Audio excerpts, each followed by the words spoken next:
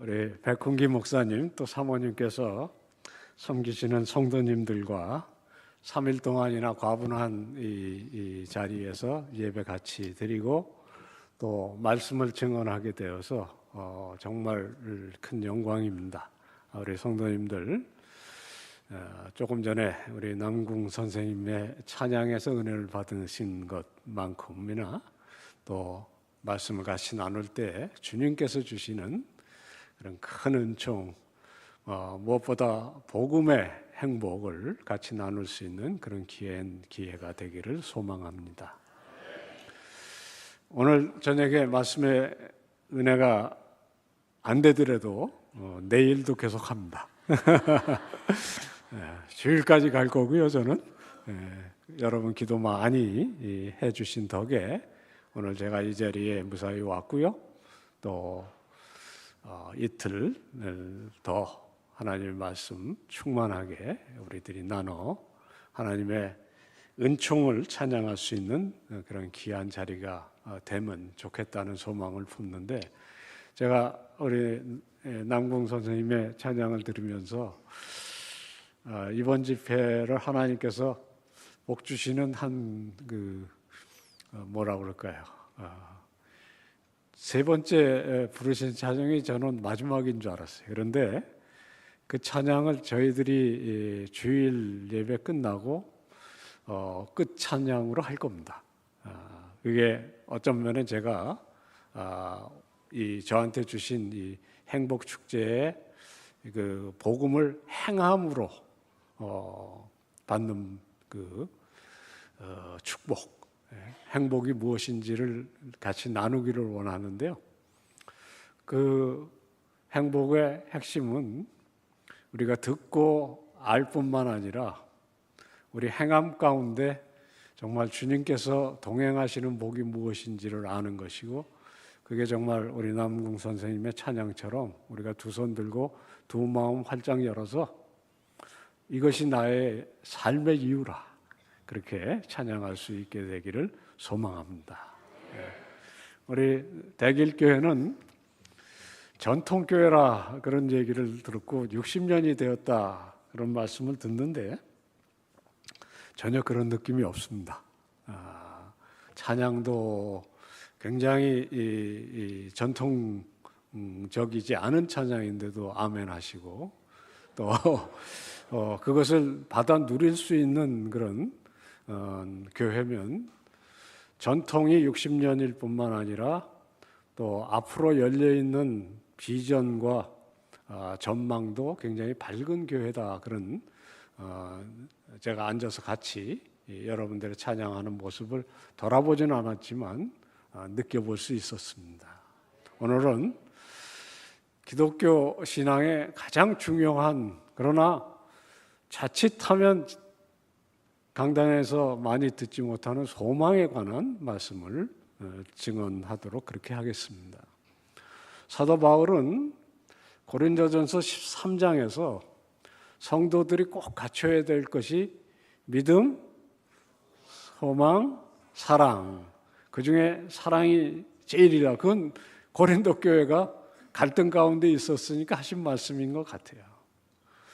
그래서 사랑에 관한 말씀을 수시로 듣고요. 믿음은 뭐 늘 우리가 듣습니다. 유일하게도 소망에 관한 설교를 그렇게 많이 듣지 않습니다. 오늘 우리 대길교회도 천국에 부르심을 받은 성도가 있다고 소망에 관한 이야기를 듣게 될 수도 있습니다. 그래서 어떤 설교자는 소망은 신데렐라라 그렇게 불렀어요. 여러분들이 신데렐라 이야기 잘 아시죠? 두 언니는 늘 파티에 갑니다. 신데렐라는 남아서 뭐하냐면 설거지 하죠. 그래서 평소에는 믿음, 사랑 이런 얘기를 듣다가 코로나가 닥치면 갑자기 소망을 찾는다는 거죠. 그러니까 어떤 면에 소망은 강단의 신데렐라라 그런 얘기가 맞는 것 같기도 합니다.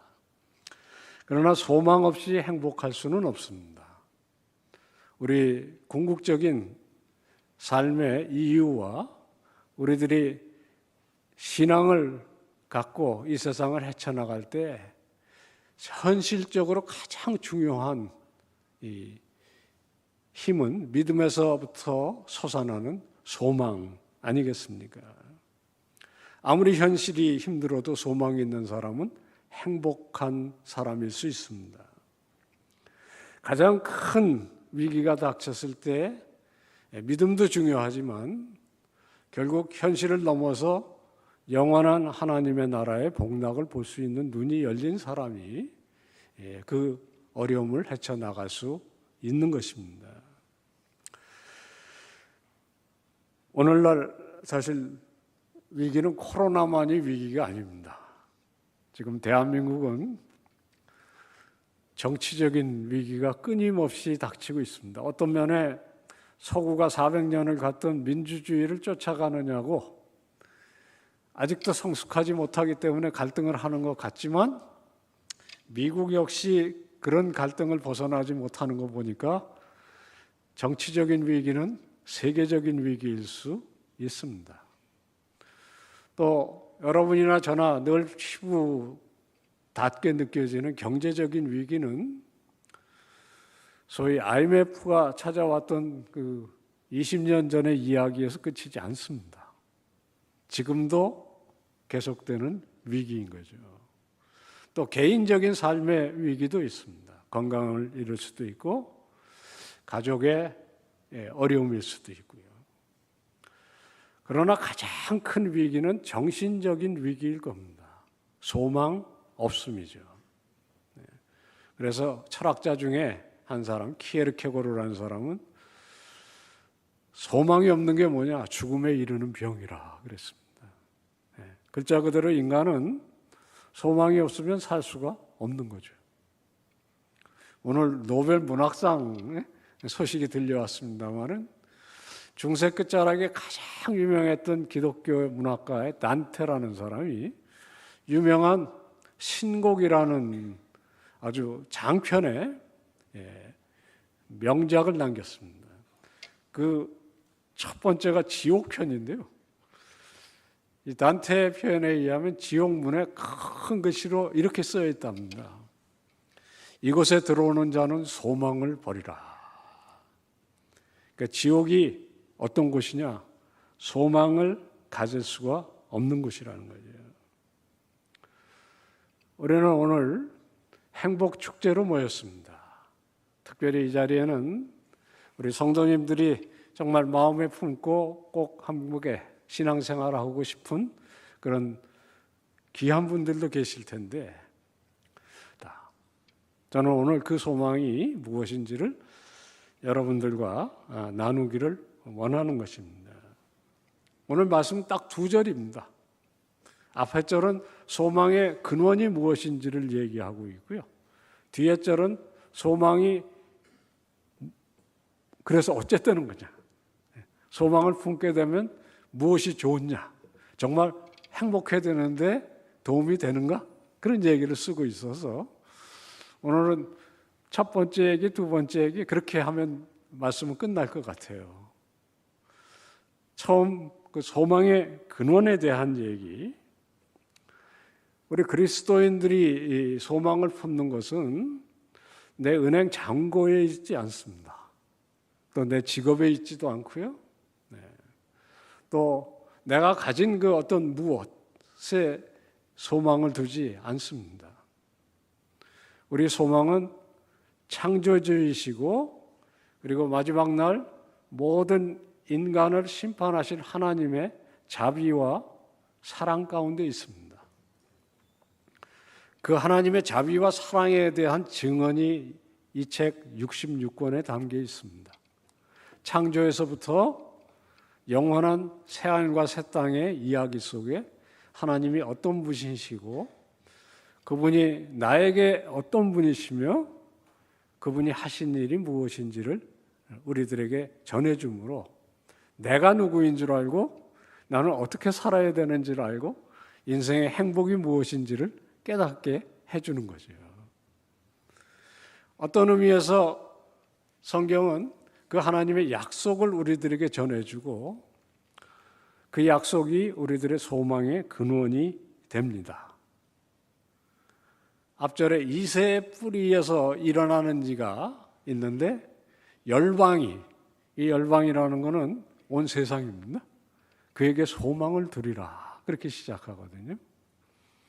그래서 이새의 뿌리가 누군 줄 알아야 되는데 이새의 뿌리는 다윗이고 다윗의 자손인 예수 그리스도께 이어집니다. 그리고 이 이야기는 지금부터 2800년 전에 쓰여진 이야기입니다. 그리고 이 이야기를 오늘 우리들에게 적어준 사도 바울은 지금으로부터 2000년 전 사람이에요. 그러니까 지금 소망에 관한 이야기를 저희는 지금 2024년 10월 중순에 지금 나누고 있는데 이 이야기는 어제 그제 쓰여진 얘기가 아니고 2000년 전에 로마 지배 아래 있던 성도들에게 편지로 전해준 소망입니다.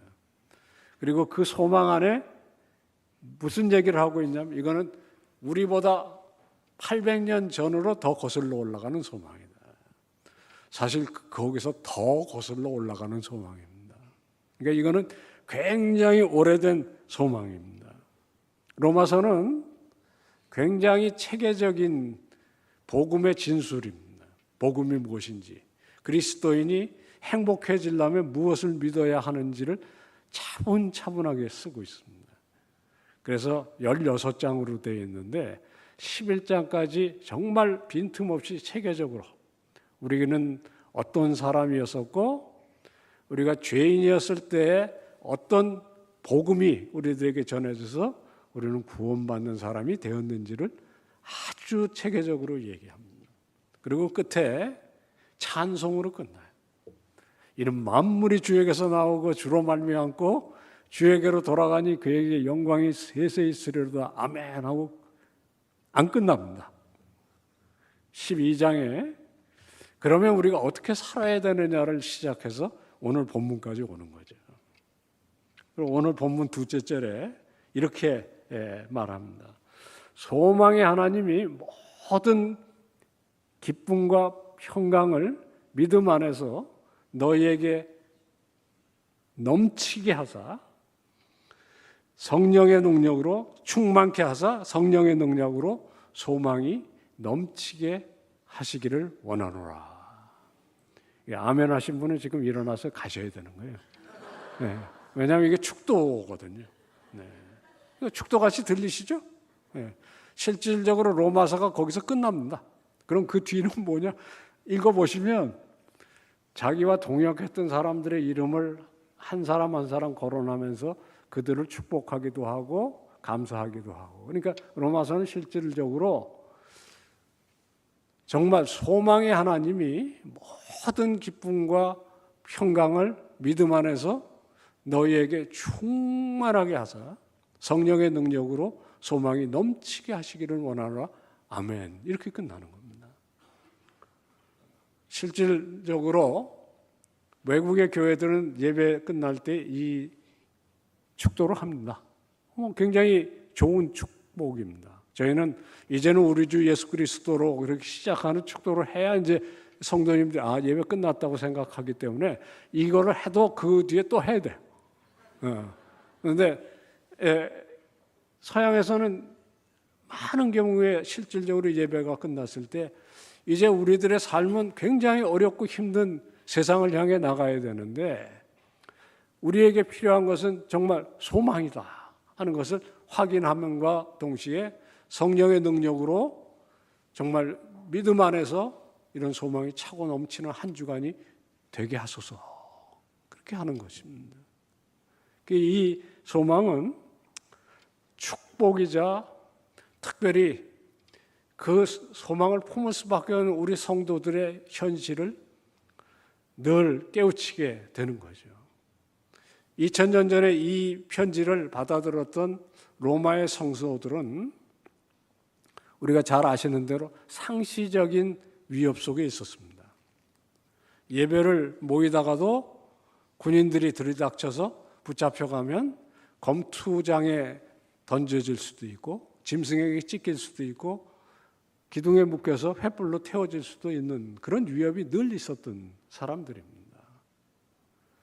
그런 사람들에게 위로의 격려의 말씀으로 이것을 마칠 때 여기서 말하는 소망, 곧 로마가 망할 것이고 하나님의 군대가 와서 너희들을 자유롭게 하리라, 그런 소망이 아닌 거죠. 그 위로 거슬러 올라가면 이새의 뿌리 다윗의 자손 예수 그리스도가 소망을 전파하시는 건데, 그거 성경이 말하는 구원의 복음입니다. 그러나 그것을 굳게 붙잡은 성도들이 얼마나 그 강한 믿음으로 살았기에 로마 제국을 결국에는 굴복시켰고, 그들의 그 굳건한 소망의 신앙이 140년 전에 이 땅에 암흑과 같은 정말 소망 없던 땅에 들어와서 지금 우리가 그 신앙의 후예가 된 것이 아닙니까? 그러니까 이 소망은 영원한 행복의 뿌리이기도 하지만 우리 그리스도인들의 정체성이기도 합니다. 소망은 중요한 것입니다. 제가 한동안 미국의 일리노이에 있는 일리노이 주립대학에 연구교수로 간 적이 있어요. 제 연구실에서 건너편을 이렇게 보면 15층짜리 허연 건물이 있는데, 어떤 한 분이 저한테 그러시더라고요. 저 건물 들어가면 사람보다 쥐가 10,000배 많다 그래. 그래서 제가 아니 어떻게 관리를 하길래 저 멀쩡한 건물에 쥐가 그렇게 많이 하니까 돌아다니는 쥐 말고 키우는 쥐가 그렇게 많대. 그래서 거기가 심리학과인데요. 유명한 심리학과입니다. 일리노이 대학 심리학과는 거의 미국에서 탑이에요. 근데 사람 갖고도 시험을 하지만 좀 강한 시험은 쥐를 가지고 많이 하는데, 그 쥐를 키우는데 그렇게 많다는 거예요. 그래서 어떤 대학원생은 대학원에 입학해서 졸업할 때까지 주로 한 일이 쥐를 키우는 일이래. 근데 한번 그 대학에 있는 유명한 교수님이 쥐의 생존 실험을 하셨는데, 커다란 수조에다가 물을 가득 채우고 쥐들을 빠뜨렸대요. 그리고 이제 관찰을 하는 거죠. 그러니까 쥐들이 빠지면 이제 생존 본능을 발휘해서 막 허우적거릴 거 아닙니까? 그래가지고 가상자리에 나오는데 가상자리는 유리입니다. 그러니까 못 올라가는 거죠. 그래서 결국엔 진력이 탈 때가 헤엄치다가 이제 꼬르륵 하게 되겠죠. 대개 보니까 17분, 18분 사이에 이제 포기를 한대요. 그래서 이제 한 15분쯤 지났을 때 꺼집어내 가지고 잘 말리고 잘 먹이고 또 잘 쉬게 한 다음에 또 어느 날 또 집어넣는 거예요. 그런 식으로 계속 했더니 자꾸만 이 기대 수명이 길어지면서 끝에는 36시간을 헤엄치는 쥐가 나왔다 하는 거예요. 뭐 안 믿으셔도 돼요. 저도 사실 모르는 건데 그 안에 담긴 내용은 굉장히 분명합니다. 미물도 위기가 닥쳤을 때 어느 순간에 버티는데 끝판에 포기할 쯤에 위에서 건져주더라 하는 그 학습이 되기 시작하면 견딜 수 있는 시간이 점점 길어진다는 거죠. 제가 신학교에서 들었던 다른 얘기가 생각났어요. 영국의 아주 유명한 설교자가 명절이 되면 고향에 돌아가는 그런 그 습관이 있었는데, 한 번은 갔더니 자기를 어렸을 때부터 귀여워해 주던 권사님이 손을 이렇게 딱 잡고는, 여보게 내가 당신 위해서 어렸을 때부터 좋은 사역자가 되기를 위해서 기도했더니 당신이 이렇게 돼서 정말 큰 자랑이라. 이 늙은이가 소원이 하나 있는데 들어주겠느냐. 말씀하시라고 그랬더니 내가 살면 몇 년을 더 살겠냐. 그러니까 나 있을 동안은 꼭 이렇게 성탄절이면 성탄절, 부활절이면 부활절은 꼭 오면 좋겠다. 그러시더라는 거예요. 권사님 얼굴을 이렇게 보니까 한 3년만 오면 되겠더래요. 여러분 다 눈치채셨죠? 그게 실수였다는 거예요. 3년이 아니라 5년을 거의 10년을 지났는데 그 10년이 지난 후에도 다음 부활절 때도 올 거지? 이러시더라고요. 이분이 그 유명한 스펄전입니다. 그러니까 그 유명한 사람인데도 그 약속을 지키기 위해서 갈 수밖에 없었다는 거거든요. 그러니까 소망은 육신의 생명도 어떤 면에 늘려줄 수 있습니다. 그러니까 소망은 그렇게 중요한 것인데 오늘 이 본문에는 오래된 소망을 이야기하고 있습니다. 아까 말씀드렸듯이 이 로마서가 쓰여진 지가 2000년이 됐고요. 거기서 이사야가 가로되라고 800년을 거슬러 올라가는 소망을 얘기하는데 거기서 끝나는 게 아니라 이 이새의 뿌리에 대한 예언은 이미 에덴 동산에서 인류가 절체절명에 정말 에덴 동산에 쫓겨나고 소망이 없게 된 그 죄악의 문이 활짝 열렸을 때 여자의 후손을 통해서 뱀의 머리를 깨트리고 그리고 결국엔 인류를 구원하실 하나님의 약속 거기에 근거한 거거든요. 그것을 오늘 여러분과 제가 다시 한번 펼쳐놓고 듣게 되는 것입니다. 그리고 이 말씀이 쓰여졌을 때는 항상 정말 끝을 보일 수 없는 위기의 시대였습니다. 로마 시대가 그랬고요. 그리고 800년을 거슬러 올라가서 이사야 시대 역시 이스라엘이 패망의 목전에 있었던 때입니다. 그러나 하나님께서는 역사의 그런 많은 위기와 절체절명의 패망의 비극 속에서도 하나님은 에덴 동산에서 하신 약속을 꿋꿋이 지키셨고 하나님의 열심으로 이 시간까지 이루어오신 게 그래서 우리는 보증이 있는 소망을 지금 받고 있는 것입니다. 그것이 우리의 믿음의 기초가 되는 것은 바로 그런 이유 때문입니다. 그리고 오늘 짧은 두 절이지만 결국엔 이 두 절에 사실은 구약 성경과 신약 성경이 다 쪼려서 들어가 있는 거나 마찬가지 아니겠습니까? 하나님은 소망의 하나님이시고 그것을 이루기 위해서 육신을 입고 이 세상에 오신 분이 이새의 뿌리 예수 그리스도시고 그리고 그것을 우리 마음속에 깨닫게 하시고 그 마음이 감동되게 해서 소망이 차고 넘치게 하실 리가 이 자리에 살아 역사하시는 성령님이십니다. 그러니까 삼위일체께서 이 소망의 원천이시자 실행자이시자 그리고 깨닫치는 그래서 우리로 아멘하게 하시는 그분이신 것 얼마나 감사한 일인지 모르겠습니다. 소망의 하나님 들어보셨습니까? 아마 오늘 처음 들으신 분도 계실 거예요.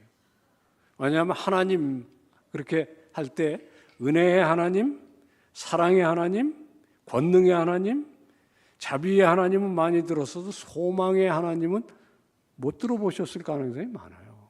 왜냐하면 성경 딱 여기 한 군데밖에 안 나와요. 소망의 하나님. 사실 하나님은 소망이 필요 없으신 분이에요. 그죠? 하나님은 말씀 한마디로 세상을 지으시고 지금 그 많은 우여곡절 속에서도 능력으로 붙들고 계시고 하나님은 원하시면 그 즉시 현실이에요. 그 소망이라는 건 능력이 없지만 바라고 원하는 그런 존재가 품는 것이지 전능하신 하나님께 필요한 것이 아닙니다.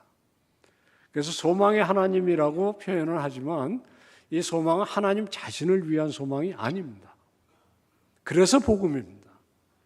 이 소망은 무슨 소망이냐면 우리를 향한 소망이에요. 죄악으로 깨어져서 절망 가운데 있는 세상을 향한 소망이에요.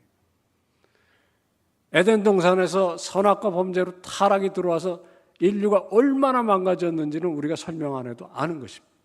그리고 세상은 갈수록 더 소망 없어 보입니다. 그런 세상 속에 하나님은 이들을 구원하시고 그리고 결국에는 회복시키셔서 하나님의 나라를 이루시는 소망을 품고 역사해 오셨고 역사하고 계시고 결국에는 이루실 것이라는 보증을 여기서 하고 계시는 거거든요.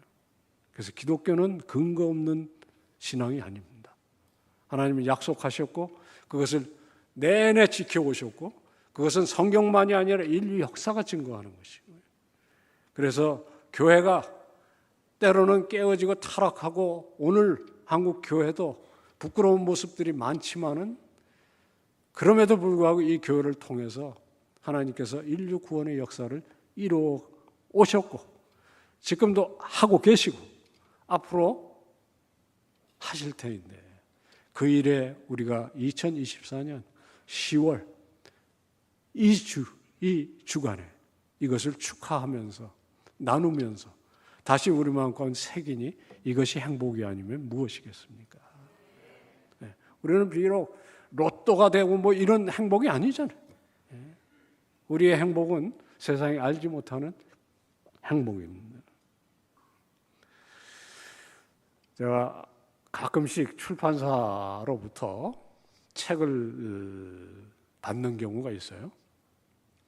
네. 한 번은 책이 거의 성경책 두께만한 이런 책이 한 권 왔어요. 그래서 이 책을 잘 읽으시고 다음 달 목회자님들이 보시는 잡지에다가 서평을 좀 써주시라고. 네. 저는 이런 숙제는 너무너무 좋아해요. 책이 공짜로 생기잖아요. 그리고 또 쓰면 뭐 잡지사에서 가만히 있지는 않거든요. 네. 그런데 가장 좋은 거는 뭐냐면 꼼꼼히 책을 읽을 수밖에 없어요. 그렇잖아요. 그래서 한 번도 거절해 본 적이 없어요. 그리고 최근에는 한 10년 한 잡지에 매달 씁니다. 이걸. 그러니까 굉장히 저는 좋은 숙제라고 생각하고 하는데 문제는 이제 이런 숙제를 받아놓고는 끝판까지 이제 미루다가 보니까 다음 월요일까지는 분명히 보내야 되는 거예요. 그래서 금요일 날 저녁에 이제는 잊어버리면 안 된다 싶어서 책상에다 딱 꺼내놓고 토요일 날 아침에 일찍 일어나서 이 책을 열심히 읽고 하여튼 주일 지나면서 보낸다 이렇게 이제 하고 600페이지밖에 안 돼요 책이. 그래서 이제 그 읽는 방법이 있습니다 또.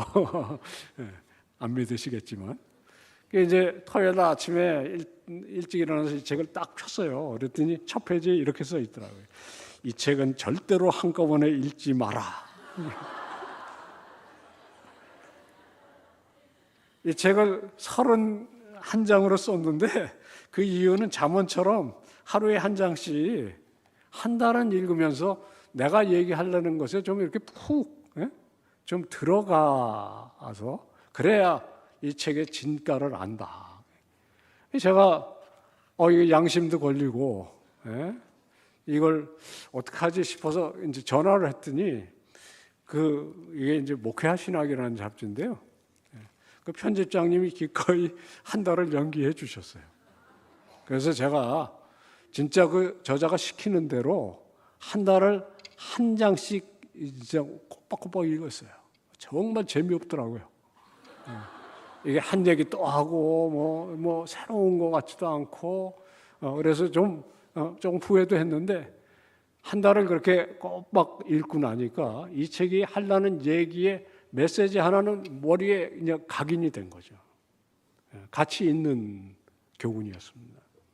이 책의 제목이 영어로는 Future Grace고 한글로는 장래의 은혜 이렇게 되어 있어요.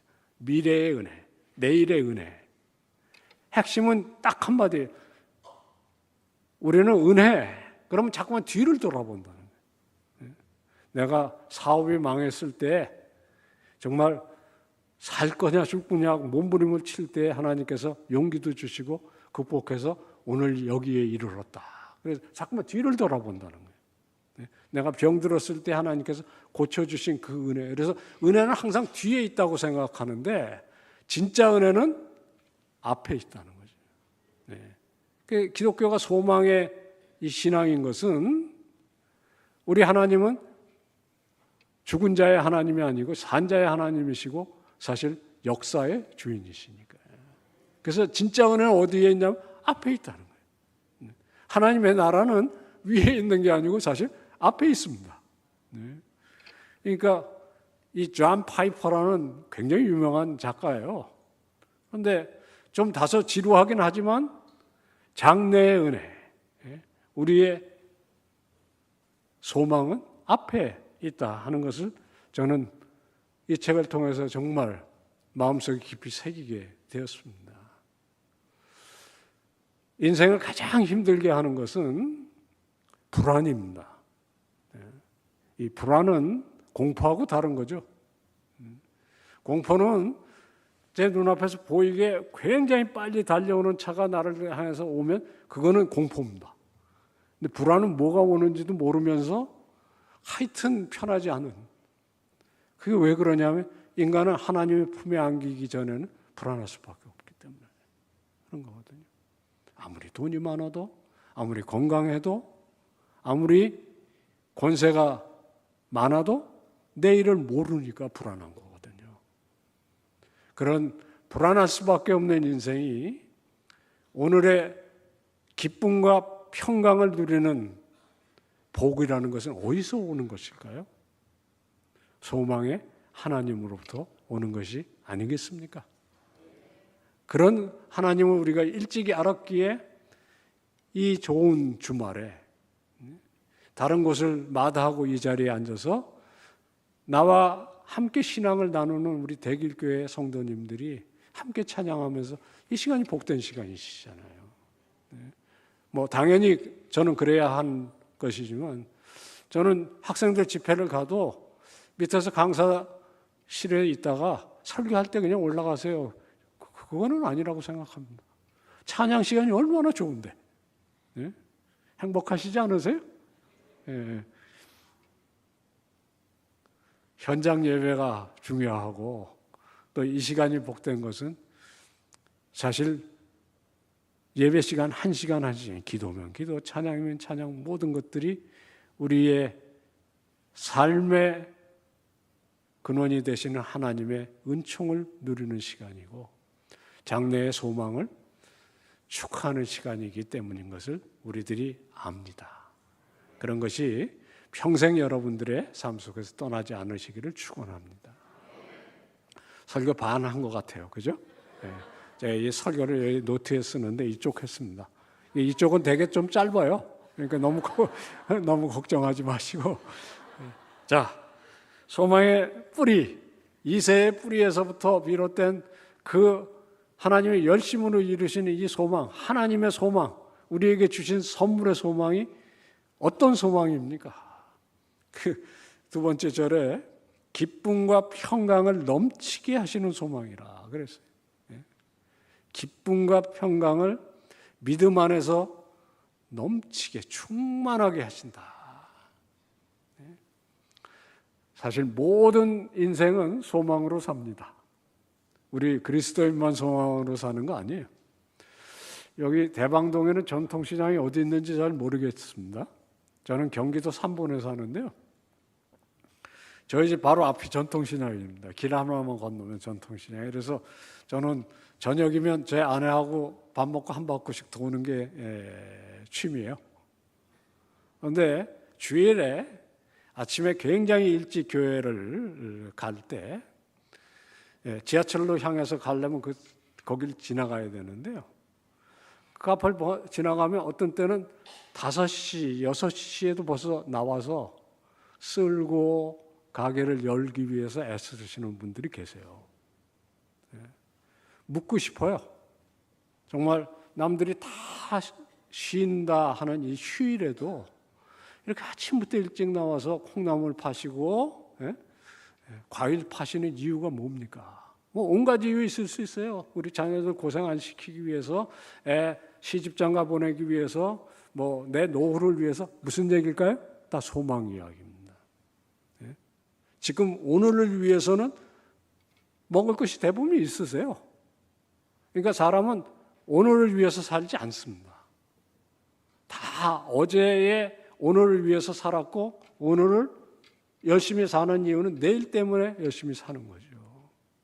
그래서 사람의 본성 중에 늘 이 소망을 안 품는 경우는 아무도 없습니다. 그러니까 소망이 있느냐 없느냐, 뭐 소망이 있으세요? 이렇게 전도할 게 아니라 어떤 소망이세요? 이렇게 물어야 돼요.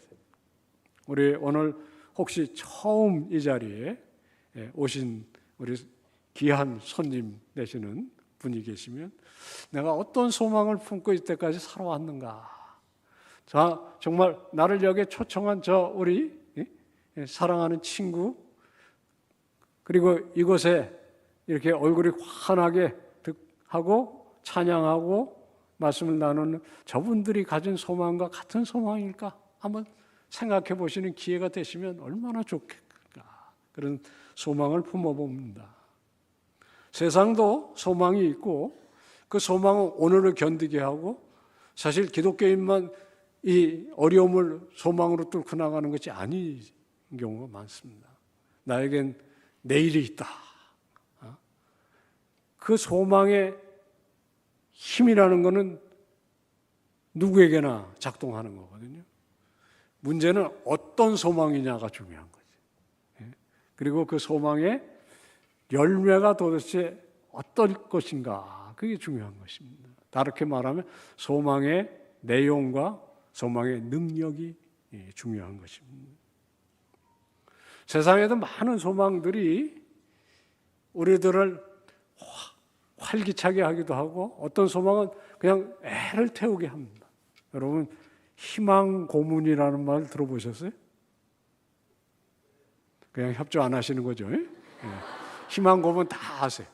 저는 매주 주말에 그 전통시장을 이렇게 돌다가 끝에 가면 희망 고문을 봐요. 뭔지 아시겠죠? 그렇게 긴 줄을 서서 저렇게 정말 애를 태울까? 정말 기쁨과 평강, 이 두 말은 대단한 말입니다. 행복할 때 기쁨이 있죠. 그리고 그냥 기쁘기만 하면, 늘 기쁘기만 하면 또 사람 못 살아요. 어떤 면에는 그게 어떤 면에 평정심도 있고 편한 것도 굉장히 중요하죠. 이게 함께 있기 어려운 거거든요. 기쁨과 평강을 함께 주는 소망이라는 게 뭐냐. 제가 학교에서 뭐 다 시키는 일이고 한 번은 거쳐가야 되는 일이라 교무처장을 맡겼을 때 일을 하냐고 했어요. 근데 이 교무처장은 3D 업종 중에 하나입니다. 그런데 일이 많아요. 그런데 보니까 제가 사무실이 4층이고 교무과는 1층에 있는데, 이 직원들이 그 결제를 받을 때마다 서류를 들고 올라갔다 내려갔다가 그러는 거예요. 그래서 제가 이거 바꿉시다. 내가 30분 먼저 출근을 해서 거기서 전날 결제해야 되는, 그게 뭐 꼭 그 자리에서 해야 되는 거 아니면 다 놔뒀다가 거기서 결제하고 짧게 회의하고 여러분들은 여러분 일하고 저는 저 일을 하고 그렇게 합시다. 그렇게 정했어요. 그래가지고 늘 이제 30분 전에 이렇게 가는데, 제가 그 일을 하면서 총신대학교에도 안 믿는 사람들이 버젓이 들어와서 자리를 차지하고 있다는 걸 처음 알았어요. 저희 학교는 학생도 세례교인이 아니고 입학원서조차도 못 내거든요. 합격은 고사하고. 그러니까 원칙적으로는 저희 학교 울타리에 안에 들어오면, 오늘 우리 기도하신 임장로님 저희 학교에 오셨었는데, 그 안에 들어오시면 사실 모든 사람이 원칙적으로 세례교인 이상이어야 되거든요. 근데 이 불신자가 턱 앉아 있는 거예요. 공익근무요원이라고 들어보셨습니까? 이게 이제 저희들이 뽑는 게 아니고 국가가 이제 정해주는데요. 그거는 뭐 이렇게 아무나 오니까요. 근데 보니까 고학력자가 왔어요. 서울 뭐 그냥 아주 최고의 명문 대학원생이 온 거예요. 그래서 이 사람은 뭐 심부름시키고 자빌시키는 거는 사실 좀 예의에도 벗어난 거고, 그래서 컴퓨터를 하는데 들여라. 그래서 평소엔 자기가 원하는 거 하고, 또 우리 교무과에서 도움을 받을 일 있으면 해라. 그래서 이분도 컴퓨터가 한 대 있습니다. 대신 이분은 9시가 출근 시간이니까 늦게 와요. 그래서 우리 회의 다 끝날 때면 탁 와서 컴퓨터를 탁 켜는데 제가 앉아 있는데 저쪽에서 컴퓨터 화면이 환하게 들어오면서 글씨가 하나 가운데서 떠요. 로또만이 소망이다. 이렇게. 그걸 제가 매일 아침에 보는 거예요. 로또만이 소망이다. 제 마음속에 로또 외에도 소망이 있습니다. 심지어는 우리 직원들한테도 몇 번 얘기한 것 같아요. 우리가 잘해서 세상에 로또 외에도 소망이 있다는 걸 저분에게 좀 보여드려야 되는 거 아닙니까? 이분은 조금 쉬는 시간 되면 담배값을 들고 그래도 양심이 있어서 학교 교문 밖에 육교가 있는데 그 밑에 가서 피고 들어오세요. 이번에 저희 학교에서 로또 외에도 소망이 있는지를 보셨는지는 안타깝게도 제가 확인을 못했습니다. 그런데 세상에 로또 외에도 소망이 있습니다. 그게 오직적 하면 정말 주말마다 요만한 종이짝 하나 붙잡고 이것만이 소망이다라고 얘기한다면 그것이 인생의 유일한 어떤 면에 버티는 힘이라면 그것은 얼마나 안타까운 일입니까? 그 외에도 소망이 있다는 것을 우리들의 세상에 말하라고 우리들에게 복을 주신 것이 아니겠습니까? 기쁨과 평강이 성령의 능력으로 차고 넘치는 소망.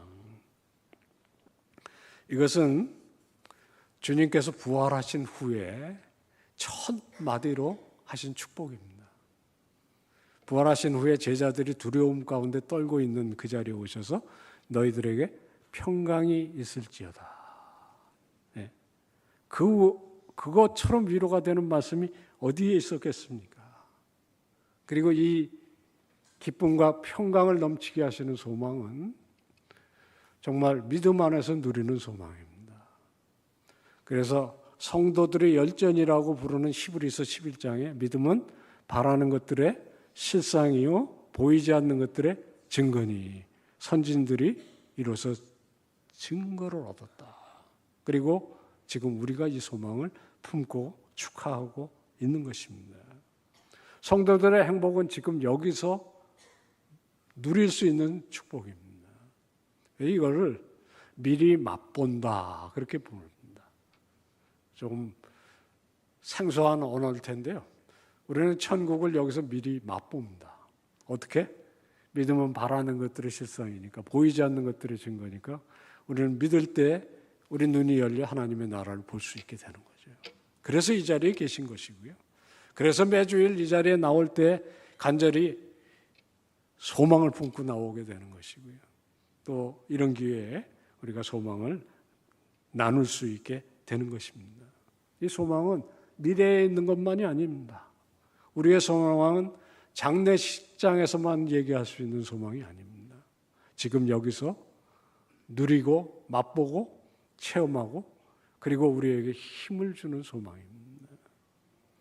미리 맛본다는 말은 무슨 말씀인지 아시잖아요. 맛보기. 여기 마트에 가면 하나씩 주잖아요. 그래서 그거 얻어먹고 제가 예전에 엿장수들이 주는 그 맛보기 있잖아요. 그거 요만큼인데 그거 들어가면 세계관이 바뀌어요. 그래서 집안에 들어가서 뭐 막 뒤지고 이렇게 하는 거 아니겠습니까? 왜냐하면 이만큼 먹으면 어떻겠어요? 무슨 말씀을 드리냐면 하나님의 은혜와 이 소망은 아는 사람이 더 갈구하게 되어 있는 거죠. 그리고 그 능력을 아니까. 우리 성도님들이 바로 이 시간에 여기 앉아 있게 되는 이유가 그것입니다. 또 이 자리에 오시지 못한 성도님들에게 우리가 이런 소망을 더욱 붙이기는 이렇게 격려하는 그런 교회가 될 때 이미 그런 교회가 되셨지만 더욱 뜨겁게 되실 때 대길교회는 대방동을 변화시키고 서울 장안의 소문난 교회 되실 줄로 믿습니다. 소망의 이 내용을 미리 맛본다는 것, 그게 굉장히 중요합니다. 언제 맛봅니까? 이런 시간에 맛보는 거죠. 그래서 저는 정말 예배 시간을 너무너무 좋아해요. 제가 한동안 섬기던 이 교회는 목사님 안 계시면 제가 설교해야 되는데 7시 9시, 11시, 1시 반, 3시 반. 5번 예배했는데 전 시작부터 끝까지 다 들어가 앉아 있습니다. 예, 같이 찬양하고. 예. 또 집회 같은 거 하면 기도시키고 가서 쉬세요. 무슨 말입니까? 나 들어가면 기도 안 해요. 여기서 할래요. 그리고 같이 찬양하고. 그게 기쁨이에요. 예. 찬양의 기쁨을 알 때 우리는 신앙이 무엇인지를 알게 되는 거 아닙니까? 우리 남궁 선생님 아까 말씀하신 그대로. 그러니까 우리는 천국의 맛을 여기서 나누면서 함께 누립니다. 그것이 미리 맛보는 천국입니다. 제가 사는 아파트 19층인데요. 가끔씩 아파트에서 소풍 간다고 방송들 하시죠? 저희도 그 앞에 노인정이 저희 동 바로 앞에 있는데 한 번은 순천만으로 가신다고 그 방송이 나왔어요. 올해는 어디입니까? 내장산 단풍 간다고 이렇게 광고가 붙어 있더라고요. 근데 아침을 이제 먹고 출근 준비를 하는데 순천만 가실 분들은 몇 시까지 노인정에 나오세요 이렇게 방송을 하는 거예요. 그래서 이제 듣고 저는 출근하냐 이렇게 나가서 보니까 벌써 그 앞에 할머니, 할아버지, 어르신들이 이렇게 쭉 앉았는데 이미 소풍은 거기서 시작됐어. 벌써 단풍 구경 가기 전에 얼굴이 물드셨더라고요. 벌써 소주병 까가지고 한잔 하신 것 같아요. 제가 속으로 와, 믿음도 좋으시다. 지금 버스도 안 왔고 버스 타면 아마도 모르게 나도 3시간은 넘게 가야 되는데 이미 벌써 소풍은 거기서 시작된 거예요. 왜? 믿음이 바라는 것들의 실상이니까요. 여러분, 소풍 가는 분들도 벌써 오늘은 즐길 일만 남아있다라고 생각하고 다 까는 거거든요. 벌써 거기서. 그렇게 세상도 살아가는데 예수 믿는 사람이 2800년 묵은 오래된 그것도 역사가 증언하는 이 하나님의 소망을 우리들이 입으로만 얘기하고 마음속에서 느끼지 못한다면 그거야말로 옹색하고 안타깝고 정말 슬픈 일이 아니겠습니까? 우리 사랑하는 대길교회 온 성도님들, 우리의 나이가 문제가 아닙니다. 우리의 하는 일이 문제가 아닙니다. 하나님은 우리의 모든 것을 통해서 영광 받으시기를 원하시고 무엇보다도 우리를 하나님과 같이 거룩한 사람 만들어서 영원히 함께 하시기를 원하십니다. 그것이 우리가 고백하는 신앙의 행복입니다.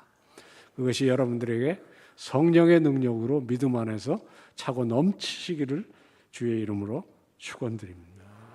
그럴 때 교회는 미셔널 처치, 선교적인 교회가 됩니다.